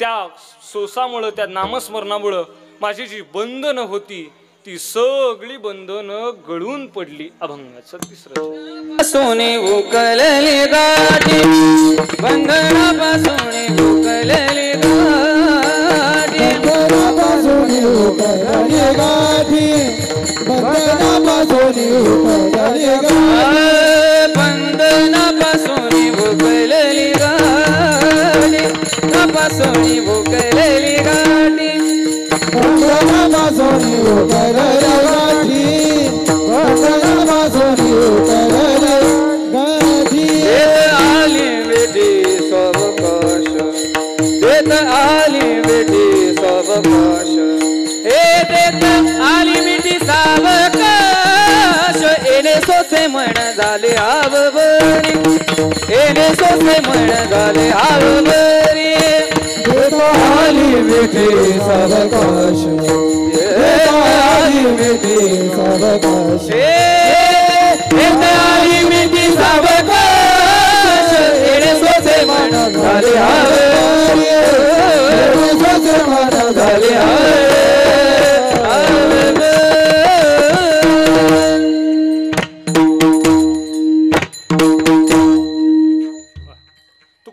बंधनापासून उकलल्या गाठी, बंधनापासनं गाठी सगळ्या मोकळ्या झाल्या, उकलल्या, सगळ्या बंधनातनं मी मुक्त झालो. त्यामुळं मिठीशी सावकाश देता. तुकोबर आहे तुम्ही मिठी सावकाश दिली त्याच्यासाठी बंधनापासून गाठी उकलल्या तुमच्या. पण माझ्या ज्ञानोबराय म्हणतात संसार बंधन तोडावी.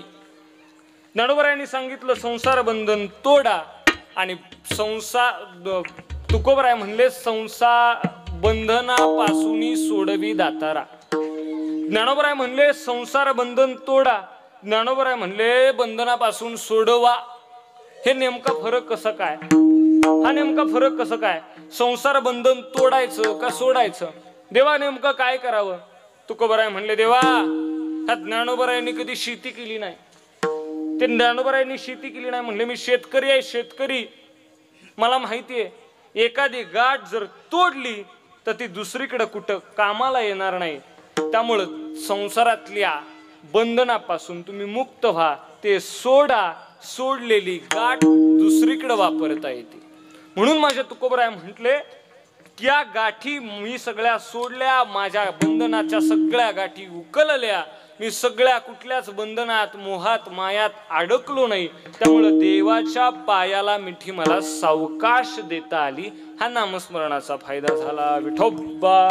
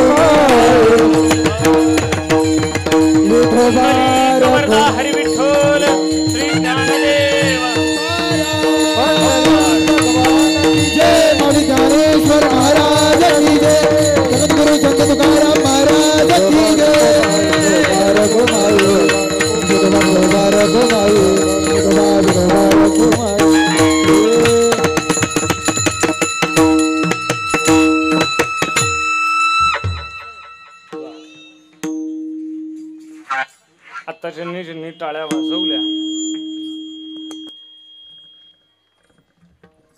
त्यांना धन्यवाद. पण जे कीर्तनात टाळ्या सांगून वाजवत नाहीत ना, त्यांना पुढच्या जन्मात टोल नाक्यावर टाळ्या वाजवायला लागतात. त्यामुळे कीर्तनात नेहमी टाळी वाजवत जा. विठ्ठल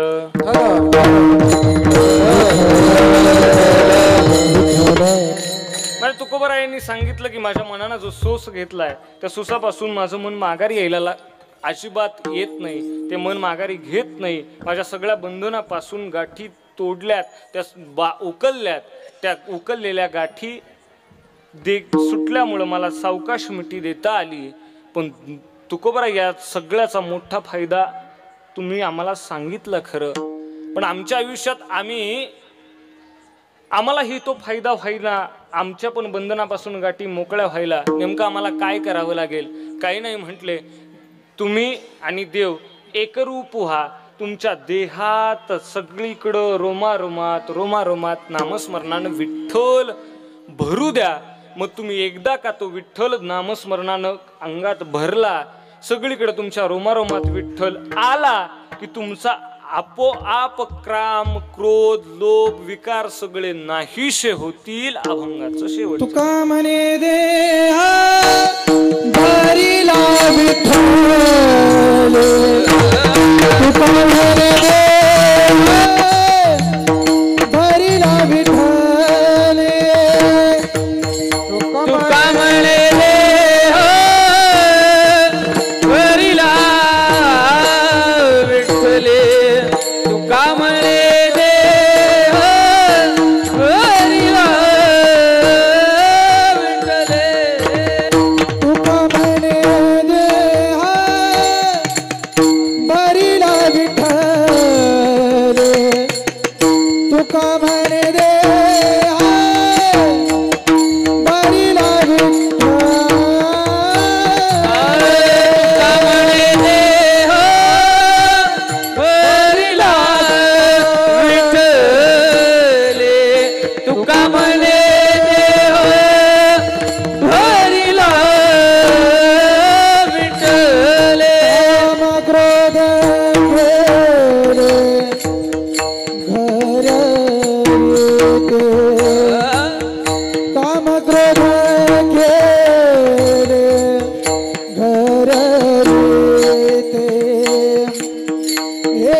सोसे मन झाले आब भरी येणे सोसे मन झाले आब भरी काम क्रोध केले गर्विते काम क्रोध केले गरिते येणे सोसे मन झाले हाव भरे येणे सोसे मन झाले हाव भरे परत माघारी घेत नाही परत माघारी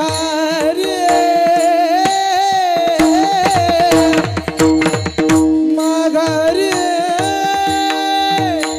माघारी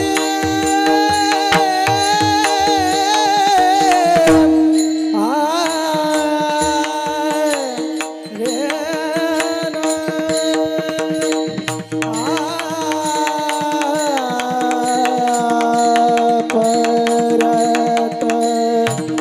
मगरे घेत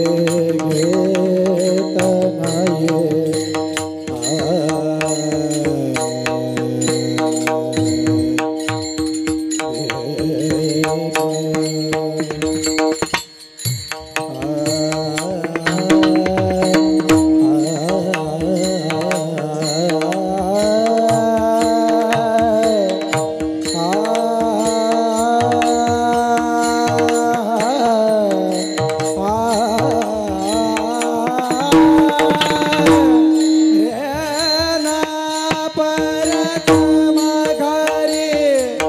घेत नाही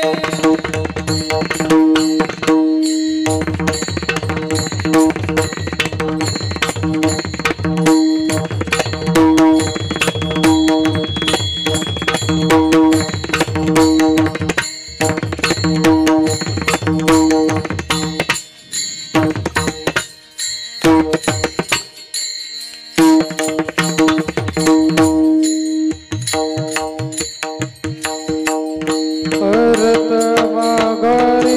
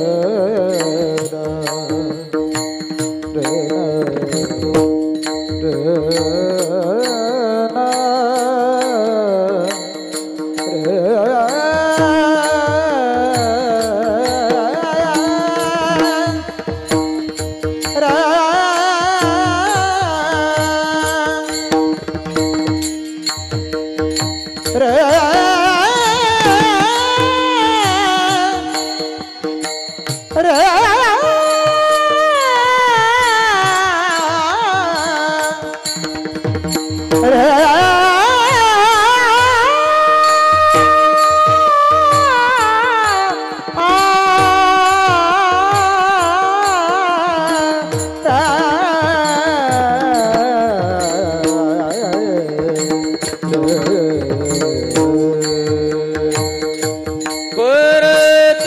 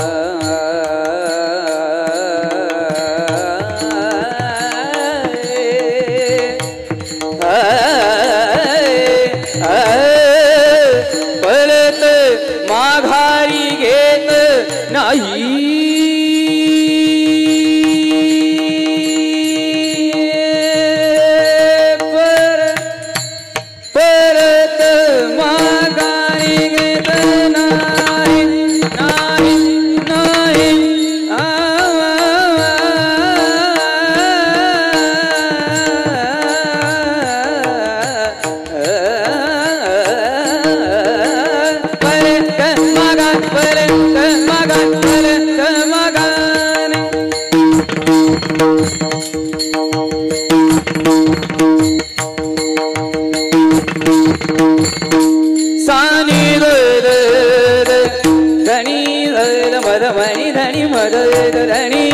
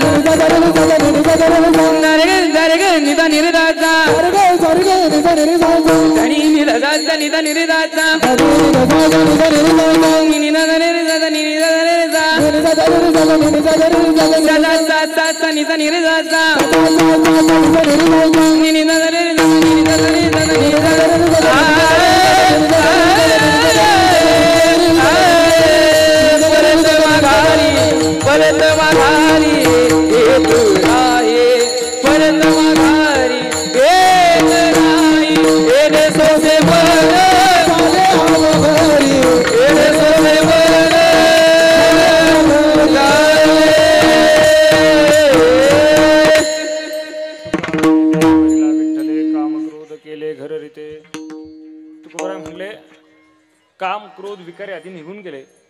बसलेल्यापैकी काही जण विचार करतील की देह विठ्ठल रूप होण्याकरता आधी काम क्रोध गेले पाहिजेत. तुकोबराय एकदा म्हटले ना, आधी देह विठ्ठल रूप झाला की काम क्रोध गेले. तुकोबराय म्हटले की फुल अँड फाईन, त्याच्या पुढे कोणी शंका घ्यायची नाही.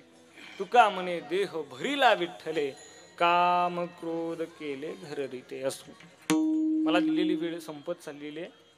असो, या अभंगाचा भावार्थ जो माझ्या बुद्धीला पटला तो आपल्या सगळ्यांसमोर मांडण्याचा प्रयत्न केला. परत एकदा कीर्तन सेवेकरता आमंत्रित केलं, त्याबद्दल परमपूज्य सद्गुरू दिनकर बाबा यांच्या पुण्यतिथीच्या निमित्तानं जी संस्थान कमिटी आहे त्या कमिटीचे अध्यक्ष, उपाध्यक्ष, सचिव, खजिनदार, सर्व संचालक बॉडी, सगळेजण गावकरी, सगळ्यांच्या चरणी नतमस्तक होतो. सगळ्यांना धन्यवाद देतो. अतिशय गोड वातावरण आहे. मायबाप जवळपास 4 दिवस निघून गेलेत, उरले 2-3 दिवस. अजूनही जर कोण येत नसेल तर त्यांना इकडं आणा. हा सुख सोहळा हे स्वर्गात कुठंच नाही. स्वर्गीचे अमर इच्छिताती देवा, स्वर्गातले अमर सुद्धा, स्वर्गातले देव सुद्धा ज्या इच्छा करतात ज्या गोष्टीची, त्या गोष्टी नाकारून आयुष्य जगण्यात काय मजा आहे. तेव्हा राहिलेल्या 2-4 दिवसात सगळ्यांनी भरभरून आनंद घ्या. या बाबांच्या प्रांगणामध्ये पडेल ते काम करा. आणि शेवटी जाता जाता 2च वाक्य ऐका. जन्मदात्या आई बाबांची सेवा करा आणि आपल्या मुलांवरती योग्य संस्कार करा. म्हणजे मुळात किती लज्जास्पद आहे ना हे, की जन्मदात्या आई बाबांची सेवा करा हे कीर्तनातनं सांगावं लागणं. माझ्या साधू संतांच्या भूमीत, पावन भूमीत, या पवित्र भूमीत वृद्धाश्रम आलीत. आई बाबा आता नकोशे वाटायला लागलेत, नकोशे वाटायला लागलेत. आई बाबा नकोत आता. आई बाबा वृद्धाश्रमात, नवरा बायको बंगल्यात. किती योग्य आहे. आपल्या पोरांवरती योग्य संस्कार करा, आई वडिलांची सेवा करा. काहीच खर्च आहे हो आई वडील सांभाळायला, काहीच खर्च नाही. तुमच्यातनं राहिलेलं शिळपाकं द्या, पण आई वडिलांना तुमच्यासोबत जगू द्या. काय चूक आहे माझ्या आईची न बापाची. 72च्या दुष्काळात पाण्यासोबत भाकरी की खाल्ली, तुमचं शिक्षण पूर्ण केलं, तुम्हाला नोकरीला लावलं, तुमचा सगळा संसार उभा करण्यासाठी हाडाची काढ केली, रक्ताचं पाणी केलं. काय चूक आहे माझ्या आई वडिलांची. तेव्हा आई वडिलांची सेवा करा. आणि माणसं जिवंत आहेत आई वडील तोपर्यंत त्यांची सेवा करत नाहीत, आणि गेल्यानंतर रडल्याशिवाय राहत नाहीत. एक छान भाव मांडतो तुमच्या सगळ्यांसमोर, एक छान प्रसंग मांडतो आणि सेवा संपवतो. तुमचं ना माझं आयुष्य काय आहे, जिवंतपणे आयुष्यात काय आहे आपलं. ज्या वेळेला आम्ही जिवंत होतो, घाबरू नका, आज अमावस्या नाही. ज्या वेळेला आम्ही जिवंत होतो त्यावेळेला 7 ते 9चं कीर्तन 15-20 मिनिटं, अर्धा तास, 1 तास उशिरा झाला तरी बसलेल्या लोकांनी माझं जिवंत असताना 1 तास उशिरा कीर्तन ऐकलं. तुमचं माझं जीवन ऐका मायबाप. 7 ते 9च्या कीर्तनाला मी 8 वाजता पोहोचलो तरी 1 तास उशीर झालेलं कीर्तन सुद्धा माझं लोकांनी ऐकलं. आज मी जिवंत नाही, आज मी मरून गेलोय. माझ्या अंत्यविधीला 20च मिनिटं उशीर झाला तर जमलेल्या लोकांनी तक्रार करायला सुरुवात केली, अजून किती वेळ आहे, अजून किती वेळ आहे, हे तुमचं ना माझं आयुष्य आहे, तुमचं ना माझं आयुष्य आहे. ज्यावेळेला मी जिवंत होतो त्यावेळेला रोज सकाळी वाटायचं एखादी पोळी एखादी भाजी मला खायला मिळेल का, नाश्ता मिळेल का. मी जिवंत होतो त्यावेळेला एक वेळचा नाश्ता सुद्धा मला कधी मिळाला नाही. आज मी मरून गेलोय, मला कसल्याच अन्न पाण्याची गरज नाही, पण आज माझ्या नावाखाली कावळ्याला सुद्धा उत्तर कार्याच्या दिवशी पंचपक्वानाचं ताट वाढलंय. त्यावेळेला लक्षात आलं मी जगलो कशासाठी, मी जगलो कुणासाठी. तुमचं माझं जीवन काय आहे का. ज्यावेळेला मी जिवंत होतो त्यावेळेला सणासुदीला सुद्धा फाटके कपडे घालायचो, दिवाळीला दसऱ्याला फाटके कपडे घालायचो. मी जिवंत होतो त्यावेळेला मला चांगले कपडे कोणी दिले नाहीत. आज मी मरून गेलोय, मला कोणाच्याच कपड्यांची गरज नाही, पण जमलेल्या सगळ्या नातेवाईकांनी बोळवणीच्या नावाखाली मला नवीन कपडे आणलेत. आणि आश्चर्य तर घरातल्यांनी केलं, जे मला फाटक्या कपड्यात बघत होते, ज्यांनी मला फाटक्या कपड्यात बघितलंय, जिवंत असताना कपडे दिले नाहीत, पण आश्चर्य त्यांनी केलं, मी मेल्यानंतर 2 तासातच माझे नवीन करकरीत कपडे शिवून आणले. त्यावेळेला लक्षात आलं मी जगतोय कोणासाठी आणि कशासाठी आहे का. मी ज्या वेळेला जिवंत होतो त्यावेळेला बाजेवरती खॉटवरती पलंगावरती पडून होतो, वाटायचं माझी बायको जवळ येईल, माझा मुलगा जवळ येईल, माझी सूनबाई जवळ येईल, मला उठताना आधार देईल. मी जिवंत होतो त्यावेळेला उठताना आधार मला कुणीच दिला नाही. आज मी मरून गेलोय, मला कोणाच्याच आधाराची गरज नाही, पण भाऊकीतल्या लोकांमध्ये मेलेल्या मड्याला खांदा देऊन आधार द्यायचं पुण्याचं काम कोण करणार. असं ज्या वेळेला ऐकलं त्यावेळेला प्रश्न पडला मी जगलो कोणासाठी, मी जगतोय कशासाठी. ऐका, माणूस माणसाला जिवंतपणी समजून घेत नाही, ही माणसाच्या आयुष्याची व्यथा आहे. हा माणूस चांगला होता हे एक वाक्य ऐकण्यासाठी इथं मरावं लागतं, ही माणसाच्या आयुष्याची कथा आहे. तेव्हा माणसं जोपर्यंत सोबत आहेत तोपर्यंत त्यांची कदर करा, आई वडिलांची सेवा करा, आपल्या मुलांवरती योग्य संस्कार द्या. मुलांना संस्कार देण्याची फार गरज आहे. बरं, मुलांना संस्कारांची फार गरज आहे. आपली पोरं सुशिक्षित नुसती करू नका, त्यांना सुसंस्कारित करा. आपली पोरं खूप हुशार आहेत. जन्माला आलेल्या पोराला सगळं कळतंय मोबाईल मधलं, काय थोडी हुशार आहेत का. परवा दिवशी त्या पाटणला कीर्तनाला गेलो आणि एक पोरग बारकस एवढूस पोरग आलं. म्हणलं बुवा एक इचरू का. आता बारकी पोरं बघितल्यावर घाम फुटतो, आता ही काय इचरल. म्हणला रावण माहितीये का. रावण म्हणलं माहितीये की. म्हणला रावणाला 10 तोंड आहे ती, मग तो एका अंगावर कसा झोपत असेल. पोरं लय आडमुठ, ती पोरं भरपूर हुशार आहेत. त्या पोरांना योग्य मार्गावरती आणण्याची गरज आहे. मायबाप तुमच्या पाया पडतो, पण पोरांवरती योग्य संस्कार करा. आपली पोरं इकडे आली पाहिजेत. असो परत एकदा सगळ्या कमिटीचा, सप्ताह कमिटीचा आभार मानतो. सगळे जमलेले टाळकरी, चोपदार, विनेकरी सगळ्यांचं दर्शन घेतो आणि तुम्हाला चुकवत नाही, तुमचं पण दर्शन घेतो. तिकडं कट्ट्या वाट्यावर तंबाखू मळत का होईना कड मारलाय त्यांचं दर्शन घेतो. आणि साष्टांग दंडवत ज्यांनी घरातनं कीर्तन ऐकलं त्यांना ज्ञानेश्वर